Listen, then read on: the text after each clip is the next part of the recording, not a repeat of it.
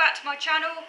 Apologies for my video running out the other day. I would like to carry on from where I left off, which is going through some of your comments. So the next comment then, I'll just read it out. One of you says, I was in the active but odd bracket.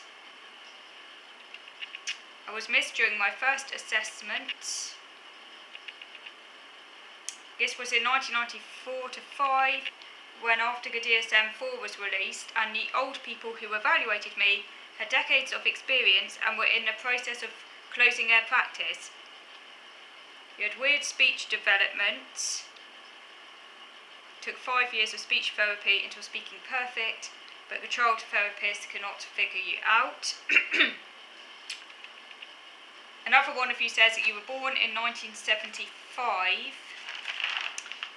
Preschool teachers said that you weren't socialising properly and you weren't ready for kindergarten, so you missed half of kindergarten, but you didn't have any speech delays, and you're also female with mental health issues, so you weren't diagnosed until last year in 2023. So thanks for sharing that. Okay, another comment now. I really liked your point about the potential for theory of mind to itself be dimensional. I mean, even theory of mind in autistic people varies, so why should that not be the case in wider society too?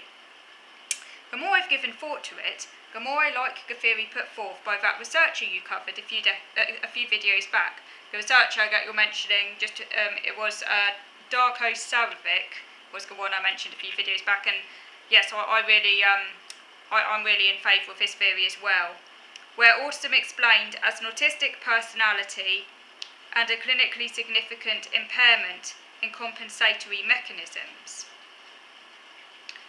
That theory accommodates both the dimensional approach and the categorical and helps to account for the broader autism phenotype. So yeah, I really like that theory as well, and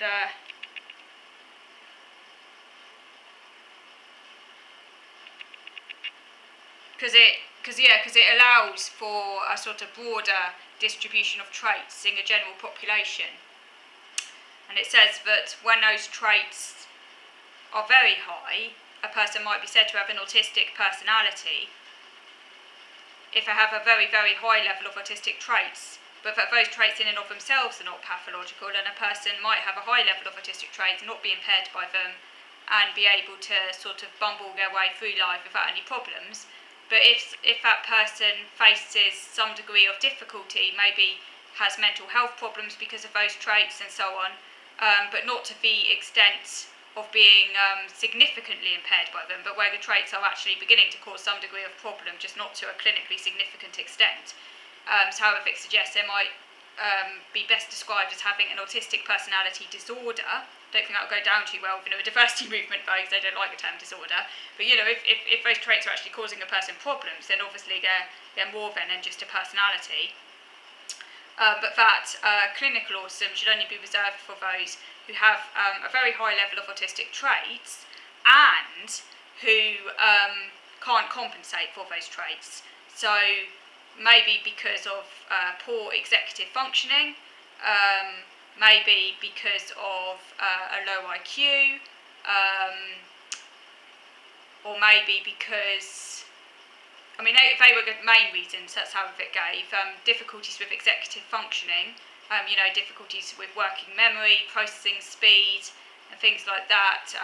Cognitive impairments, maybe a lower IQ, either a generally depressed IQ, in which case the person would have an intellectual disability, or maybe a low IQ in one area, such as non-verbal or verbal.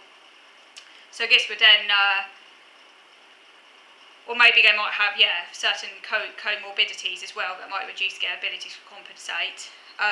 This would then mean that they become clinically significantly impaired across multiple contexts, and so it says that we should preserve the diagnosis of autism for those people, because it's possible to have a subclinical autistic personality. So as you say in your comment, that would therefore allow for a dimensional approach, while also reserving the categorical category of autism for those who are significantly clinically impaired.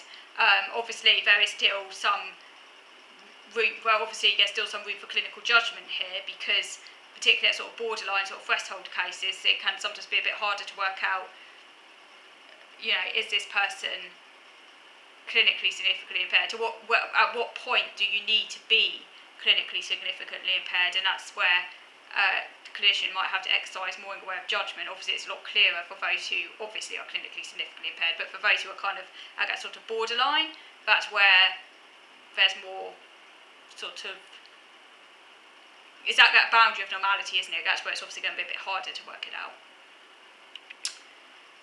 So the next comment now. Outcomes can certainly reflect the severity of a condition. So this is to do with outcomes, because I was talking about, what is a good outcome, what is a good prognosis. Outcomes can certainly reflect the severity of a condition, but they can also be affected by resources the person has and the level of support they have.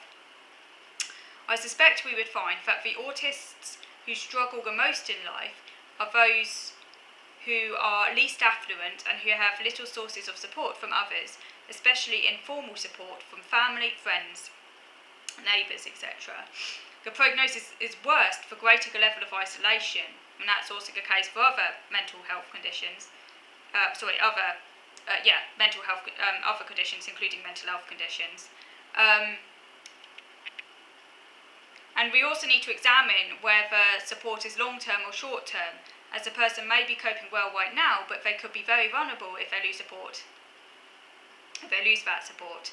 So yeah, absolutely, isolation is one of the biggest factors in affecting outcomes.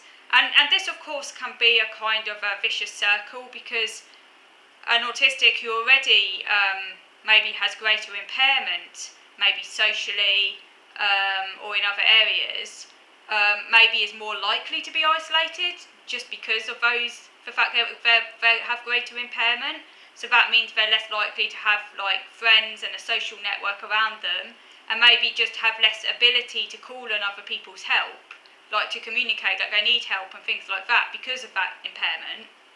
That obviously makes them more isolated, and then that isolation in and of itself then worsens their outcome. They then end up getting more isolated and getting into more difficulty, and then it becomes even harder to kind of reach out to people. Do you know what I mean? It can be like a vicious circle, can't it? Whereas another autistic person might still really, really struggle and be impaired, but maybe they have something. Maybe they just find it. I don't know. Maybe for whatever reason they could have just been lucky, or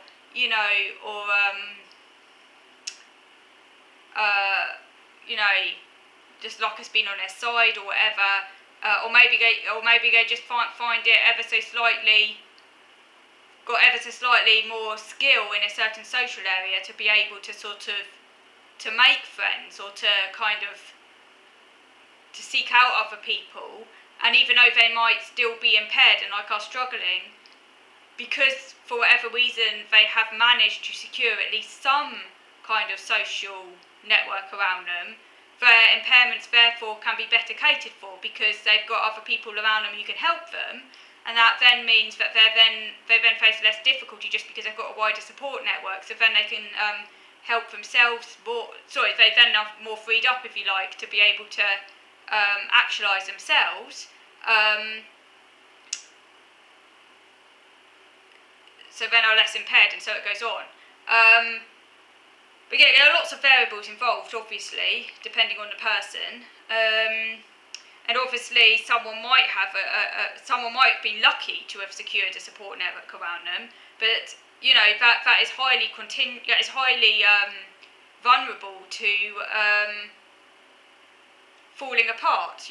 Because if essentially you are relying on others to be there for you, and then those other people disappear, particularly if you only have a very small number of people, or your support network is very, very small, maybe it might just be one or two other people, and then those people kind of disappear, then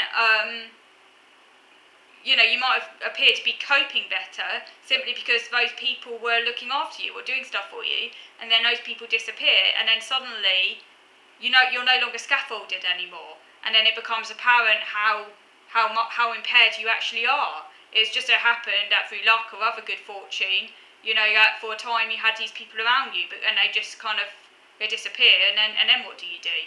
And then it can appear like a person becomes a lot more impaired, but actually all that's happened is they're just as impaired as they've always been. It's just they no longer have a support network around them. Yeah, that's a good point.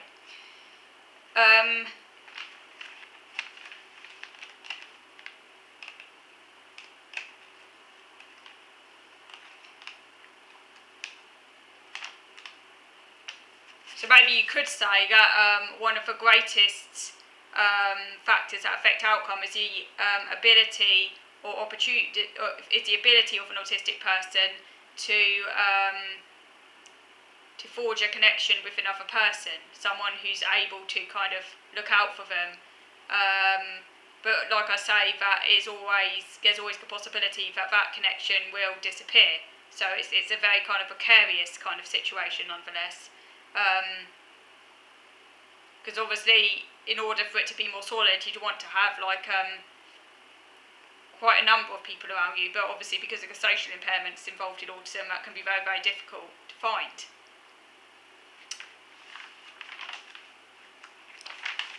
I do feel that those ones who are more successful are those ones who generally are better able to network and reach out to other people. So they might not just have, they're able to kind of they just seem to be better able to do that, I feel. And then, although they might still struggle and have difficulties and stuff, because they do have better ability to network and reach out, they're not as vulnerable in some ways. But obviously, there is always still the possibility that maybe eventually they won't have anyone to rely on. So, but it depends how impaired they are to begin with, obviously. It's a very roundabout way of talking about it. Okay, I'm going to move over to video number 2 now to carry on going through your comments. So moving over to video number 2.